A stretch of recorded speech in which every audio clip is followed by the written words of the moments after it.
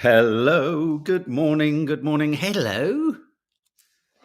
Saturday morning funksters. How weird was that? I don't know if it was weird for you guys watching the Curly Cooks. It was very strange for Nanny Di upstairs because, of course, it was the reason we put it on a premiere was so that you could all actually talk to each other. Obviously, no one was available to be able to actually engage with you, unfortunately, but hopefully you enjoyed being able to talk to each other. So the Curly Cooks has just gone out. But even in my head, it was weird thinking right now you guys are seeing this in our kitchen. Sometimes this whole online world does my nut in. Margaret O'Brien, it's my hubby Terry's birthday tomorrow. So finally, just lost you. Literally, it's just pinged up. So finally, hang on, where are we? Coming around, haha. Then I take down my birthday cards. Our birthday are a week apart. Oh, Margaret O'Brien, happy birthday for you both. Hi, everyone. Hi, Shelley Riddler, Jackie Roswell, Ishbel Ality, Good Chip Lollipop, Claire LC, Hazel Malbon. How's your finger, Mark? It's all right. Thanks, darling. It really, I'll tell you why it hurt, because I've started chewing my fingers so badly. Nadia Mansour, how are you, my darling? Sharon, Sally Hatton, Alison Fisher. I hope you all enjoyed the Curly Cooks. Did you enjoy the Curly Cooks? I think they said yes, Toffs. I think they said yes. Do you want to say hello to Toffee? Come here, Toffs. Come here. Come and say hello. Come on. Who's this? Oh, baby. Baby, baby, baby. I just love you. You're my baby.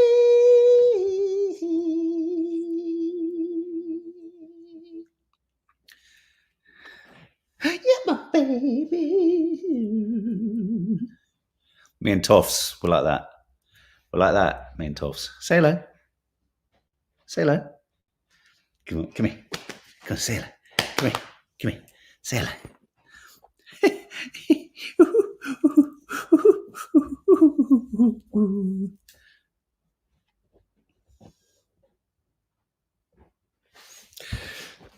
She's the same age as Nanny Di, don't you know? Aren't you? You're the same age as Nanny Di. You're the same age. Okay, watch this. Watch this. Toffs? Where's Chi-Chi? Where's Chi-Chi? Where's Chi-Chi? Where's Chi-Chi?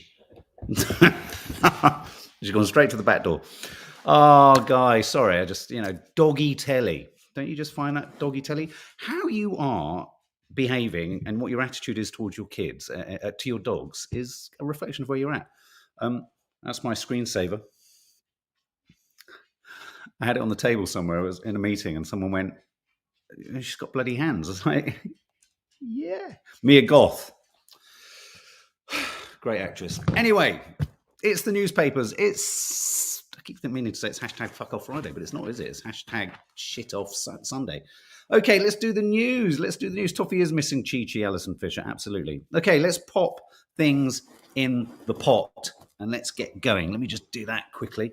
So then, so what's on the front of some of the papers? So I thought we'd have to, as is always the way, I think we have to sometimes, tickle at the serious stories. I just think this is interesting. Is anyone else seeing what's going on in Paris? Bloody hell. Or in France. It's got so like Les Mis over there, with riots and more, sort of fires being lit and protests, that King Charles has had to cancel his visit because it's all too uncontrollable. To the point that, and in terms of what they're protesting about, what's triggered the protests is the idea that Macron is going to up the retirement age without any discussion. And I was just reminded, thank you, who just said that? Good Chip Lollipop. The French really know how to protest, don't they? And now no one is for a minute encouraging civil unrest. But if you think about how our government is just gradually removing all the abilities to protest or say anything, at what point do you get to a point where you go, hang on, the right to protest is a huge part of democracy, isn't it? And what they're upset about is the fact that normally such decisions about increasing the retirement age would have to be formally sanctioned, with law and what have you. But apparently Macron has just issued a sort of presidential decree that this will happen. And without going into the nuanced details of all of that, I just think it's And I heard a report yesterday, a half-hour report on the radio. It's pretty serious. And I think they've increased it from 62 to 64. So it's not as onerous an age as it is for here. But what I think is the DNA of what's in the DNA of this that I think is really interesting is just more and more younger people protesting about things that you would think, well, why are young people principally objecting to something that's going to affect them so many years down the line? Because they're invested in everyone's future. And I think this is yet another fingers up, no, to the way in which more and more people, generation after generation, are just turned into, to quote Rishi Sunak, digital data that just need to serve the system rather than live their lives. And so, yeah, I think obviously protest without causing injury to others. Although the police in France, you don't want to mess with the French police. But yeah, my God, a protest is a protest. Leslie F., the French protest like the Americans. This is like May 1968. So, of course, you're always in this, because we're so po-faced in this country. If you say, wow, a strong show of emotion, this is something, someone at the Daily Mail will come along and go, oh, you're suggesting civil unrest, and oh, you're wanting to unpick apart the whole system that served the owners of the Daily Mail for years. Yeah, we do, actually. I think people do want to unpick all of that. It's just nonsense, the whole system. So Nicola H, yeah, and I heard some I heard young protesters on the radio saying this will not affect us for years to come. But if we let this happen, it will get the retirement age will get older. And they were all talking, and this is what I liked hearing. Young people in France saying, but it affects my mum. It affects my nan. They were talking about their families. Anyway, so we've got a sort of real life revolution happening in France, and sometimes I've got this feeling with these things that sometimes if these things don't peter out of their own accord, they can spread. Just saying. But incidentally, they're sort of describing it as his Marie Antoinette moment, where Macron had a very expensive watch on whilst he was talking on television or doing an interview, and then suddenly he took it off. I think his watch was worth something like £2,100, Bell & Ross timepiece. And so in order to not look out of touch, he removed his watch rather swiftly. 1 minute's there, now you see it, now you don't, on the right. And watches and time are going to come up a lot today, aren't they? What do you think, guys? Good for the French. Vive la France. Do you think, let them eat cake? Absolutely, Caroline Faulkner. What do you think, guys? Do you support the protesters? Obviously, as long as no one is doing it to pillage, loot and hurt people. But protest is protest. So if a group of police, I remember, for example, here's an example. I remember coming out of Leicester Square Tube Station on the poll tax march. And as I came out of the tube station, we were joining the march. Pitchfork battles, is that what they call it? Were happening up and down Charing Cross Road. As I came out of the Leicester Square Tube Station, 3 horses were rearing up and sort of racing at the crowd. And so violence was happening, but most of the people in that violence weren't being violent, if you know what I mean. Just because you see violence doesn't mean that the people in the shot have caused it. The French people will not be cowed into giving up rights they fought so hard to get in the first place. Here, we're happy to plod along as the government strips away every right. Erin, that's my feeling. Why do we just sort of go, well, yeah, all right, yeah. Yeah, all right. Yeah. No, I can't do a poll because I'm on StreamYard, unfortunately. I think, well, maybe I can. Hang on, let me see if I can pull you up on this other screen. Let me see. Yeah, I can. Let me do this. Let's ask you. Do you? Hang on a second. Poll. I'm just having to pull up a different screen now, guys. Poll. Come on, poll. Do you support the French? Do you support the French? It's less about whether you support the cause because it doesn't directly affect you. But I think the ethos is the idea that ordinary folk are having the choices taken away from them. I think that's the feeling, isn't it? So let me just squeeze you across over here, and then I can squeeze this over here. I'm just doing a lot of squeezing here, guys. to make this work. And then I can, there we go. I can see the bowl. There we go. Okay. So yeah, so that's on the front. Obviously, that's on the front of the Daily Mail actually, and all the other papers are covering it. But Macron surrenders to the mob, even if the mob have a valid point. It's a mob, as the Daily Mail says. No hands for Macron. He ditches his expensive watch in interview to show that he's a man of the people, but we know he's not. I sometimes think Macron looks like a James Bond villain. Does anyone else? You sort of imagine him sitting there like Bloomfield with a cat going like that. Oh, I can't get the light right, can I? Sorry, trying to get the light right. Chin chin, coffee down the hatch. Marina O'Driscoll, I support peaceful protesters. Interesting point there. And this is what's happened with a lot of protests over the years. If you think of the anti-Vietnam protests and all that kind of stuff, what starts off as peaceful. Check out a film, Detroit, about the civil rights movement and how a protest gets out of control. And what you will see in a film called Detroit, stars John Boyega, is the ways in which the law enforcers will essentially lay booby traps. And when I say booby traps, I don't mean literal booby traps, but they'll be provocative, they'll be racist, they'll provoke, they'll lure, they'll sort of, what's it called? They'll kettle people into a sort of tight space. So what, in a sense, and they provoke violence so that they can say it is a violent protest.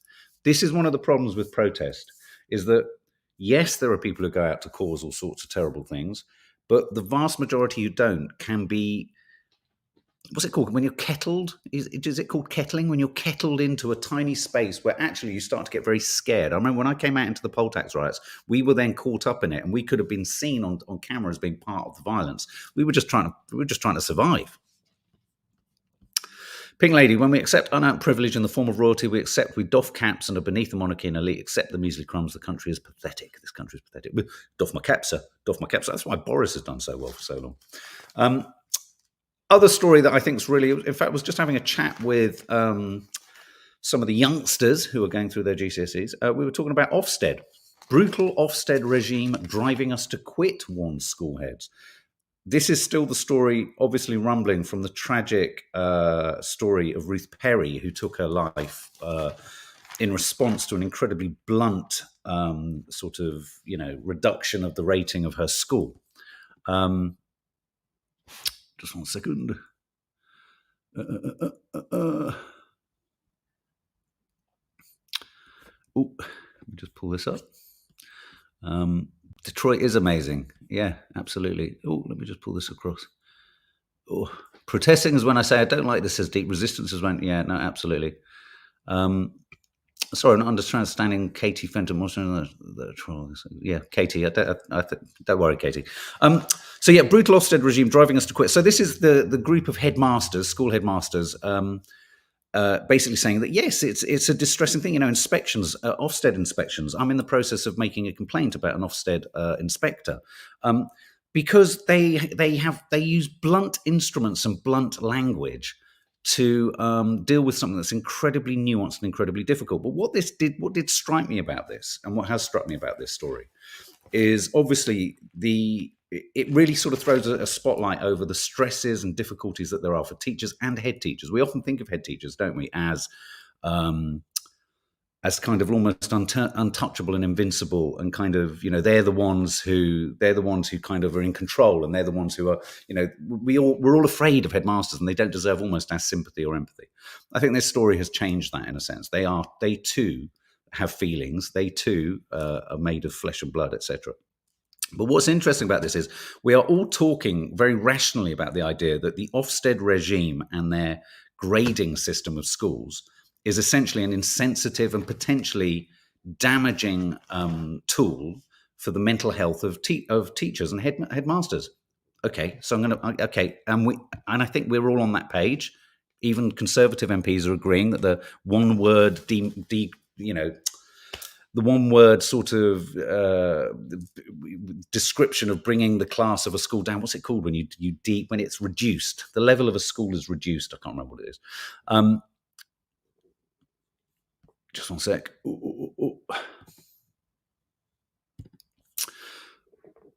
If it's the case for teachers, then it's definitely going to also be the case for students, right? and this is the thing, is that if we could all sit here now rationally and go, actually, this system, this kind of language, these assessments, this regulation of school standards, if that can be imparted in an insensitive way and in a manner that can sort of downgrade it, thank you, IT user, when schools are downgraded, if it's done in such a blunt, sort of insensitive, corporate, commercial manner, is there not a parallel here with how children are assessed themselves?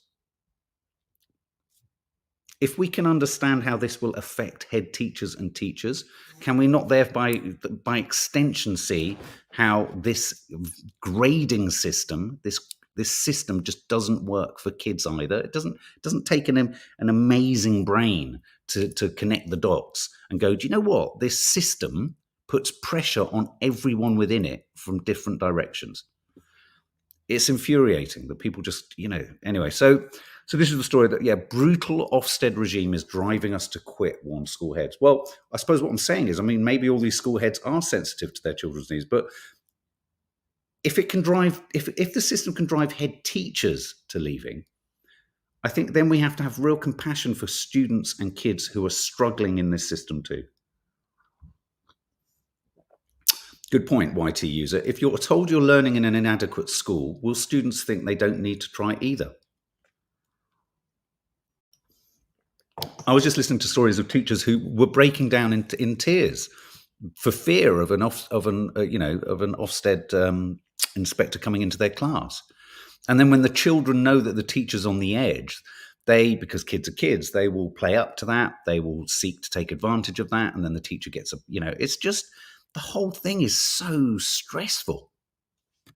Let's have a look. So on the poll, vast majority of you support the French protesters. There you go. Good. Nicola H, imagine you're at the school, you're a pupil at the school where the principal took their own life due to an Ofsted downgrade. Exactly. I suppose what I'm trying to say is that if we can all sit sensibly and go, Christ, this system is so blunt and insensitive when it comes to a category of person, i.e. a headmaster or a headmistress, who you would think, every day you would think, oh, they are so robust, they can cope with this. Imagine how this system is received, or how it impacts on children that struggle with mental health and stuff like that. That's all I'm trying to say. Gwyneth Paltrow. Okay, I'm going to do another poll, seeing as I've got the poll thing working. Do you believe obviously, if you know what the story is, Gwyneth Paltrow re-skiing accident. This is the case where on a ski resort, Gwyneth Paltrow, she's claimed that a skier crashed into her, but this skier that she claims crashed into her is suing her, or trying to sue her, for something like $350,000. I think it's not as much as he originally tried to. I think he originally tried to get $3.5 million, but he's now going for something like $350,000. But the idea is that a fracas or an impact, a hit and run. Some people are describing it as Gwyneth Paltrow did a hit and run. That's what the headlines are. So she's fighting in court, claiming that actually he hit her, and she thought that she was actually being sexually assaulted when he did hit her on the slopes. He says she was skiing like a lunatic. And she was, and he says it was a hit and run, claiming that she had impacted both his physical health, but also it had sort of broken his ribs, and also impacted sort of his brain. He's also had neurological issues too. But the injury, again, a little bit like the Johnny Depp case, we've got people on both sides saying this, saying that. Someone else came on, testified, saying that the injuries confirmed that Paltrow hit the skier from behind. So we have this curious situation where I just, it's less the rights and wrongs, because we're never going to know, and they're going to decide based upon what, God only knows. But for her, I tell you what I'm surprised by. Is anyone else surprised by this? Why she's even turning up to fight it, really? I'd have thought, given her goop and all of her sort of vagina candles and all that kind of stuff, I'd have thought this is a drop in the ocean. Maybe it's a principle. And that in a sense might be the strongest argument for why she feels really, aggrieved with this, because, surely she doesn't need to. She doesn't need to fight him, does she? In person, I mean, she could probably afford $250,000 with just selling a couple of candles. No, he's a madman. If you follow it, it's very clear. Nothing like Johnny Depp. Oh, okay, well there you go. I haven't been watching it. She's up against it, being told that I've just got visions of Gwyneth Paltrow skiing like a lunatic whilst sniffing goop candles. And I do think there's actually a strong argument here. I haven't ever understood the appeal of skiing, ever. It's weird. I always see skiing as that sort of yummy mummy thing that sort of the sort of readers of the Daily Mail do. They all sort of head off to the slopes and, yummy mummy, Tarquin. Let's go skiing. Let's go skiing with the Tarquins. Oh, yes, absolutely. We go on the slopes, go off piste. I know lots of people who do it and they love it. It's just a big chip on my shoulder. I just find skiing, the whole thing is skiing is just. I mean, I hated it. We had to do ski training to go to the North Pole. I hated it. There's enough. You're going fast on ice with the potential of hitting someone like this person did, or Gwyneth did, or he did. I can imagine Gwyneth's quite a tasty skier, don't you? Yeah, never been interested in it, Heather Cromer. No, I haven't. I'm just not. I'm not a keen skier. Let's have a look. I can't even remember what I asked the question. Do you believe Gwyneth Paltrow reads skiing? Oh, vast majority of you say no. I see. I'm inclined to believe it because I don't think she needs to fight this. So I think the fact that she is fighting it and showing up in public, but maybe, like you say, maybe it's a subpoena. I don't know. Reese Roberts, I don't like skiing. Waste of time to break your bones for the adrenaline rush. You can find more than enough obstacles in life that will do that to you free. I went on a dry ski slope when I was young. It was horrendous. I just find it's one of those where you going. You're going Ensolees. The snow has dried up this year. Don't you know that the global warming has absolutely played havoc with this skiing in the Alps this year? I'm going to have to go to the Pennines, the Alps, the Pyrenees. I have to go to the Pyrenees. Oh, Johnny! Does Johnny go skiing too? Oh, right. No, Johnny doesn't go skiing with me. Johnny's a keen skier. Oh, tobogganing! Absolutely, so fast. Slalom. Oh, lovely. Off. Can't stand it. Skiing, no thanks. Not me. Can't do it. This was sad. We talked about this. Après ski. Après ski. Does that mean after skiing? Doesn't it? I'll tell you what, though. If I'd gone when I was young, the drinking. Après ski.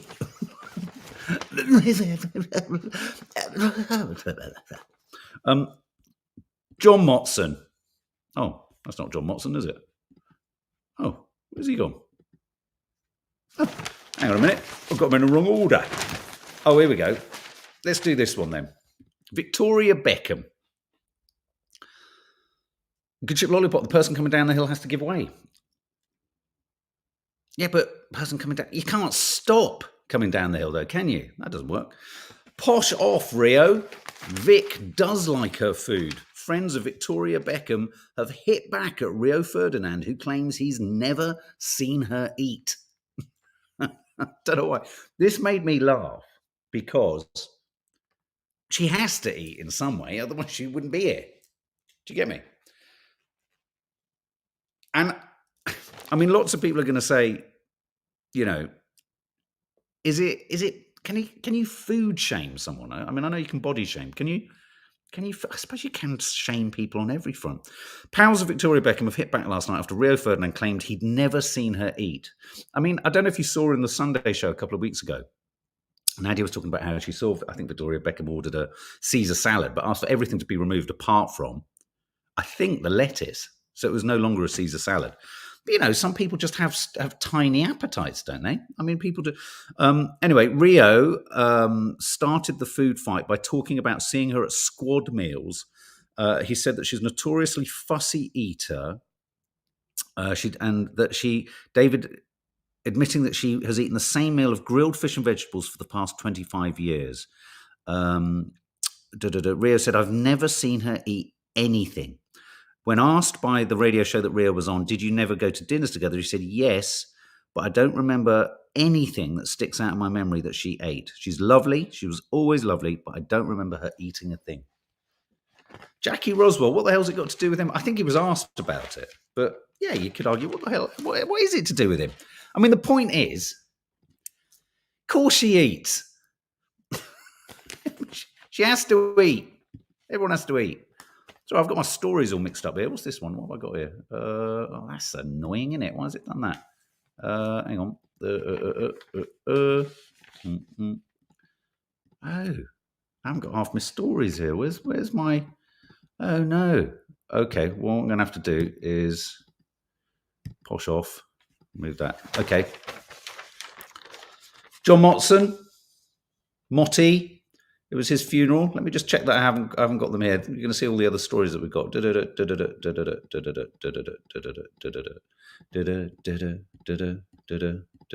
No. Oh, that's a shame.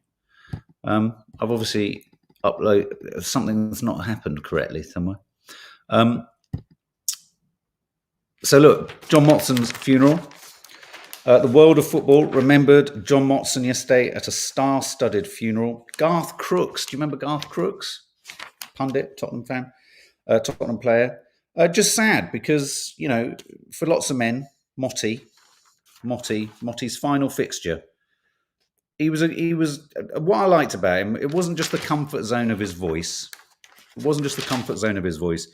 It was... He had a wry sense of humour. He kind of recognised that whilst it was his passion, football, it was also vaguely ridiculous, which I think was my relationship with football really over the years. It's vaguely stupid, isn't it, being into football? There's something about it that's vaguely stupid. This story here, which I haven't for some reason photographed, Freddie ready to sue. Obviously, we talked yesterday about Top Gear is no more, or they're stopping this series of Top Gear. But it looks like Freddie Flintoff could be clear to sue, not in a sort of like, "Are you bastards?" but he'll sue for loss of earnings and for medical insurance reasons and all that kind of stuff. But the fact that he's now, they've stopped the show, it looks like he's clear to sue the BBC. I mean, it is curious, though, isn't it? Because it's a show which kind of trades on the fact that they do more and more dangerous things, don't they? So, I mean, you know, I wonder to what extent... I'd be interested to look at his contract to see what his kind of, you know, what he'd agreed to do and what he was allowed to do and what was really down to him. And I think I'm back onto... Yeah, here we go. Yeah. Check this out. So, top story. Health chains dish up meals with as much salt as 30 bags of crisps. I thought this was quite shocking for any health nuts here. Wagamamas, we like a Wagamamas. And if you check out the Curly Cooks today, Nadia does her own version of the Wagamamas chicken katsu. The Wagamamas chicken gyoza ramen dish contains 10.12 grams of salt, which is the same as 30 packs of ready salted crisps. What? The chain's chicken gyoza ramen dish contains the equivalent to 30 packets of Walker's ready salted crisps. Its teriyaki vegan chicken ramen packs in the equivalent to 23 bags.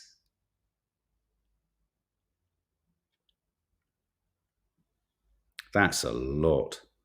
Japanese street food chain Yo Sushi, which has 70 branches, puts 6.2 grams of salt in its vegetable gyoza and shiitake mushrooms. Diners at Itsu, 74 outlets, are consuming almost 6 grams of salt with some dishes.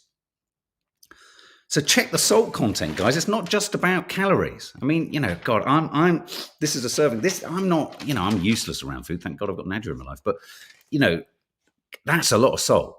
That is a lot of salt when it comes to heart disease and what have you. Yeah, the other story there, you rightly spotted, MeTube, it's not only any old houseboat, there's a houseboat in Chelsea, a Chelsea houseboat going for 80,000 that was owned by Damien Hirst and decorated by some arty kind of interior designer for him. Oh, it was decorated in the style of a Ralph Lauren beach hut with patina. Is being sold for a knockdown price of 80,000. He bought it for 160,000 and he's now selling it for 80,000. Given the house prices in London, I mean, the terrible fact of the matter is that's probably not too bad. So if you want to live in London, get a mortgage for an £80,000 Chelsea houseboat formerly owned by Damien Hirst. That's probably less than some of the beach huts down in Muddyford, isn't it? I mean, yeah, me too. It is coming. I thought it was cheap. I thought that cheap. This is a funny story. Obviously, the clocks spring forward, don't they? They fall back in the fall and they spring forward in the spring. But a former curator at the Royal Observatory in Greenwich says this: winding clocks forward is giving in to the nanny state. What do you think of this, guys? This was quite funny. You may think winding the clock forward for spring is harmless, apart from losing a whole hour's sleep. But when you do so tomorrow, you're giving in to the nanny state, says David Rooney, former curator of timekeeping at the Royal Observatory. Basically, by winding the clock forward or turning the clock forward, you're allowing the government to tell us when to go to bed. When you put it like that, I suddenly don't want to put my clock forward. Do you? I don't want to be told when. Hang on a minute. The French don't want to be told when to retire. I don't want to be told when to go to bed. This is the kind of thing that could cause a revolution in this country. Fuck the clocks. Go fuck the clocks. That's what I say. What do you think? Do you agree? During a talk hosted by the Royal Institute of Navigation, Mr. Rooney said clocks are used by the state as an instrument of moral discipline. And it originated in we need to question everything. Resist. Take these things. Take these things and hurl them. Be gone, time. Time, be gone. So yeah, winding the clock forward is giving into the nanny state. That's going to be Nadia. Just 1 second, guys.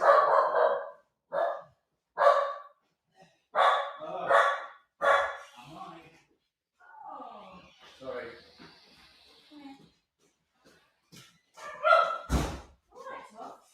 Vive la révolution!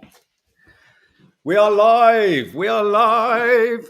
Vive la No, we've been going for a good 15 minutes.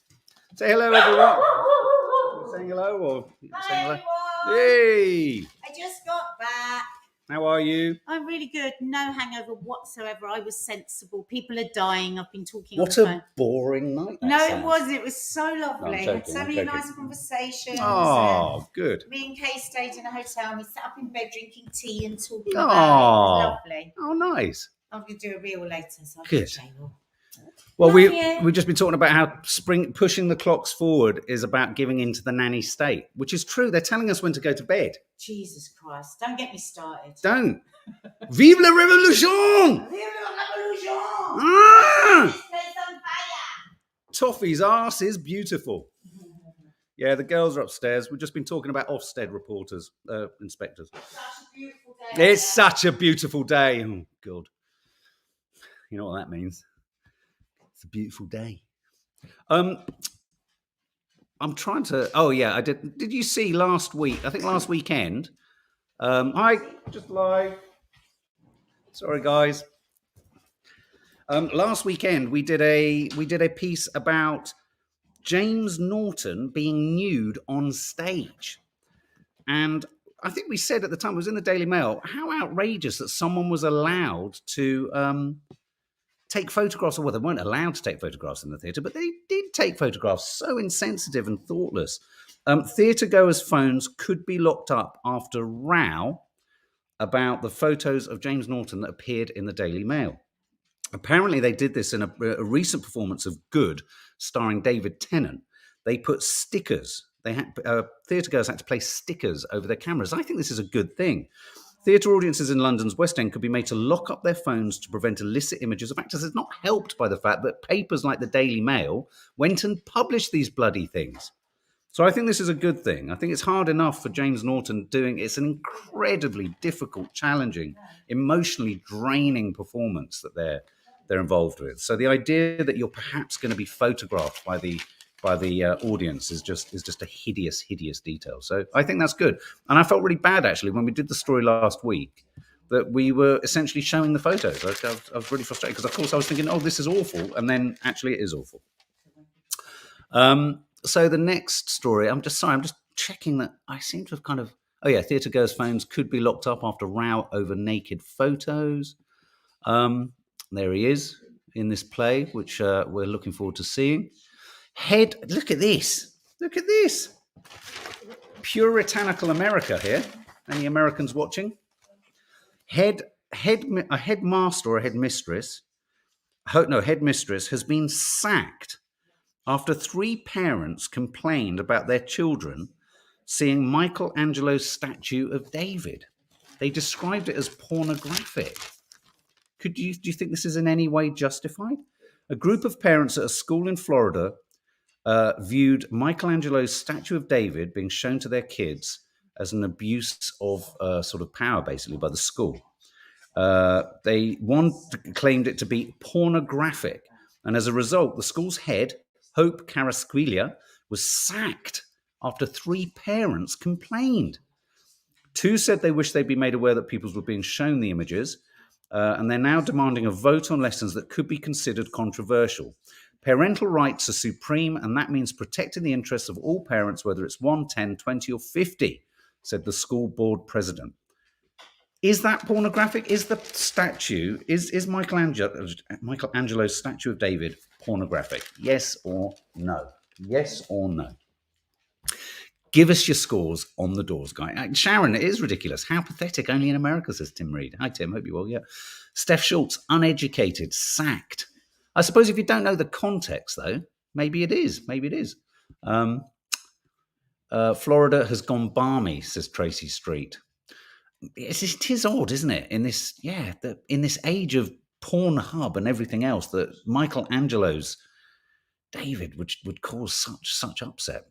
It's art, says Karen Davis. Nessie Jeff, oh my God, the world's gone mad. Absolutely ridiculous. Now this story, an idiot abroad. Look at this chat. An England fan, look what he put on his St. George's cross. Maradona slur, fan got banned for white flag. Well, this guy got banned for, I think he's a Barnsley Football Club supporter. He got banned because he had a flyby, a plane with a message saying white lives matter. So he got banned from there. But he also has just he used this flag called Diego, with the statement, Diego's in a box. An England fan who mocked the death of Diego Maradona already had a lifetime ban from his local club for arranging a fly past with a White Lives Matter banner. The Football Association cancelled Jake Heppel's tickets for Thursday's Euro qualifier in Naples after he was seen holding a St. George's flag saying Diego's in a box written on it. And I love the Daily Star. Sorry, Nads. The Daily Star is calling it the Italian knob rather than the Italian job. I like that. The Italian knob. What a knob. An idiot abroad. What an absolute twit. He's just sad, says Clodagh Egan. All lives matter, Karen Davis. Yeah, that's true. Oceanic Therapy London, USA, culturally ignorant. Hardly a big deal, Caroline Faulkner. Angela, very good. I like what you said there. Okay, what's your favourite takeaway food, guys? Do you want to know what the nation's favourite takeaway food? Sorry, lots of distractions, just trying to stay focused. What's your favourite takeaway food? Because it used to be fish and chips in this country. Used to be fish and chips. But Deliveroo, data from food delivery service Deliveroo says it's now something very different. What do you think it is? What do you think Britain's favourite takeaway supper now is, guys? Curry, says Hope Chambers. Kebab, says Sarah Begley. I took Fleur out in the week to a really nice place that does really nice kebabs. Really simple, has not a lot on the menu. It's in town, so it's a bit zhuzh, but it's not expensive. It's really nice. Pizza, Sally Hatton.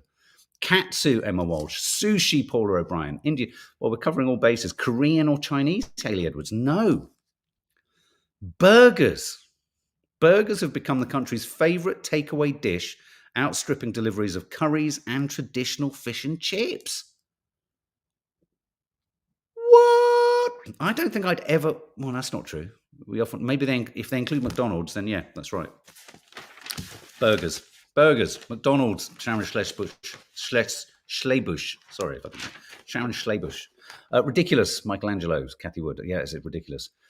Sign of the cost of living, says MeTube. Absolutely. Chicken shawarma, Tom Brown. Oh, don't. I'm hungry. Better when homemade with the trimmings. Everything's better when homemade, but who's got the time? Five Guys, but expensive, Phoebe Cramer. Absolutely right. I'm going to jump past that story. What's this? Is this? Oh, let me have a look. Burgers. Yeah, we've just done that. Order bread rolls. Who's ordered food or done a shop online and then got sent the weirdest replacements? That's this story. Someone ordered bread rolls but got toilet rolls. Someone else ordered chicken breasts but got dog chews. A shopper was sent toilet rolls instead of bread rolls in a supermarket product swap. They are sometimes the oddest things. A vegan got meat sausages instead of plant-based burgers from Morrison's. That's a bit weird, isn't it? Customers at Asda, which was responsible for the toilet roll and dog chew switches, were the most likely to get a swap, with 62% reporting one in their most recent shop. There's always a swap in Asda. Gourmet burgers, yeah. So imagine ordering bread rolls and you get sent. But having said that, if we get sent bog rolls, it's great because, of course, Nanny Di gets through them like they're going out of fashion. Anyone willing to spend £900 on a baby grow? Louis Vuitton also flogs £350 socks. Fashion firm Louis Vuitton I never know how to say it. Louis Vuitton is flogging baby grows for £900 a pop. It's ridiculous. It's selling a teddy bear for £875.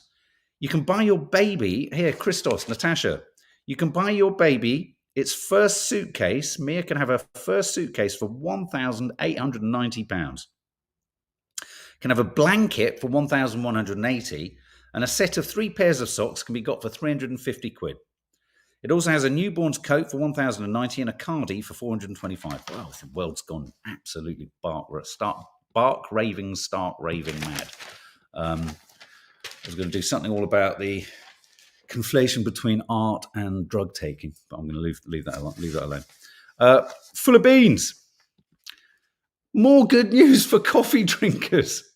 Coffee drinkers walk more steps each day. Well, of course they do, because they're off their fucking tits. Coffee drinkers walk 1,000 more steps a day than those who do not gulp down the brew. I wonder why. Like me right now. Caffeine makes you go nuts, but of course those who walk more steps get less sleep. And we know about that, don't we? Coffee drinkers walk 1,000 more steps a day than those who do not gulp down the brew. But people who enjoy regular caffeine boosts tend to get less sleep. What coffee giveth with one hand, it taketh away with the other. Do you not find that? This story, I've chosen this story because of the headline. Daily Star Classique. You ready for it? Foo la la. Foo la la. Pongdemic fear as a new recipe for French baguettes causes explosion of body burps. Forget all the serious news, guys. This is where it's at. Page 5 of the Daily Star. Angry bakers are fuming because there's a growing craze, and I have to confess I'm part of this growing craze, for undercooked baguettes.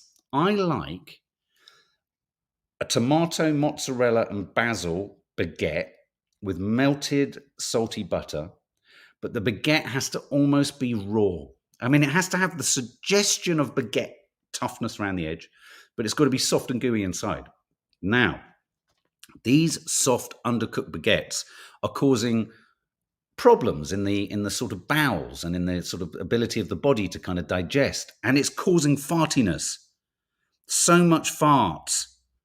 And so Parisian bakers are furious because there's a trend now to have sort of essentially almost raw bread, but it's making us fart like nutters. Angry bakers are fuming over a growing craze for undercooked baguettes, which they say is causing a worldwide farting epidemic. French cooks who sell 10 billion stick loaves a year blasted the half-baked idea from America. Do you get that? Half-baked idea. So clever. But look, I just love that. Look. Phew la la. Phew la la. Right. Everyone gets angry about something. Everything there is in life, someone's got angry about it in some way, right? Right, stick with that thought. Someone's got really cross about bow ties for dogs, to such a point that the Nationwide Bank had to issue an apology. A building society has been forced to apologise after branding dog bow ties pointless. You're having a laugh. Nationwide asked Facebook followers that bow tie you bought your dog or the needlessly complicated kitchen gadget you used once, what's your most pointless purchase of the year? Lucy, who runs Oh My Dog in Beverley, complained, saying whichever marketing genius came up with that is clearly not a dog lover. A spokesperson for the Nationwide then came back and said, we love dogs, we love bow ties, we love dogs in bow ties. We were encouraging light-hearted discussion on purchases, no offence intended. The reason I pulled this was someone was offended.